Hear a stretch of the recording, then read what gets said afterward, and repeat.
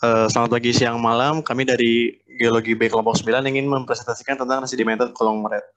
Pertama-tama, konglomerat itu sendiri adalah batuan sedimen siliklastik yang didominasi oleh fragmen batuan berukuran lebih dari 2 mm yang tergolong sebagai gravel size. Untuk sedimented conglomerate sendiri, saya persilakan Adit. Sedimented conglomerate merupakan bentukan batuan konglomerat dari mobilisasi material sedimen yang sebelumnya mengalami deposit di fluvial, lacustrine, coastal, yang pada umumnya dilanjutkan menuju perairan yang lebih dalam. Proses pengangkutan yang terjadi pada sedimented conglomerate disebabkan oleh aliran massa dengan arus turbiditas tinggi yang cukup kuat dan dapat mengangkut kerikil, butiran, dan mineral sedimen. Aliran massa tersebut dapat dibagi menjadi tiga, yaitu sebagus debris flow, sebagus grain flow, dan turbidite. Nah, batuan konglomerat yang dihasilkan dari sedimented conglomerate memiliki tipe yang sangat bervariasi, dipengaruhi oleh tipe aliran massa serta jenis deposit sedimen sebelumnya. Namun pada umumnya, batuan ini memiliki tekstur kasar dan memadat berbentuk masif dengan komposisi bervariasi, yang kaya akan matriks, struktur klastik, serta konglomerat Stenson dan basin.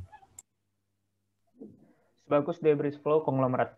Subagus debris flow konglomerat terbentuk dari hasil aliran air yang mengalami kemerosotan akibat dari turbiditas arus tersebut dan kemudian mengendap dan tersementasi.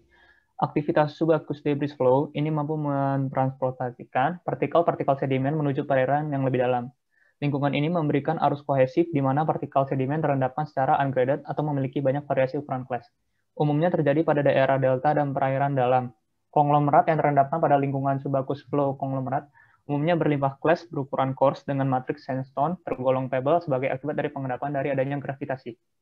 Subaqueous grain flow konglomerat umumnya ditemukan pada daerah sungai dan delta. Grain flow terbentuk di sisi hilir sungai dan saluran bukit pasir dan di delta yang terbentuk di danau atau pantai. Proses ini terjadi pada kemiringan yang dekat dengan sudut repos tanpa adanya kohesi. Kemudian ditransportasikan lagi pada perairan dangkal. Proses ini menghasilkan ukuran butir pasir dengan diameter kurang dari 2 mm dan kerikil yang lebih dari 2 mm. Dalam proses ini, grain flow dengan aliran butir kasar menyebabkan endapan kasar tersebut menuju ke bawah dan umumnya diamati dengan stratifikasi pada daerah tersebut. Semakin besar ukuran butirnya, maka semakin besar tingkat sortasinya. Dari proses pengendapan dan lingkungan pengendapan tersebut menghasilkan berbagai karakteristik, yaitu terdiri dari komposisi clay support dengan pasir, lumpur, atau matriks tanah liat, tingkat pemilahannya sedang sampai buruk dengan kelas yang membundar.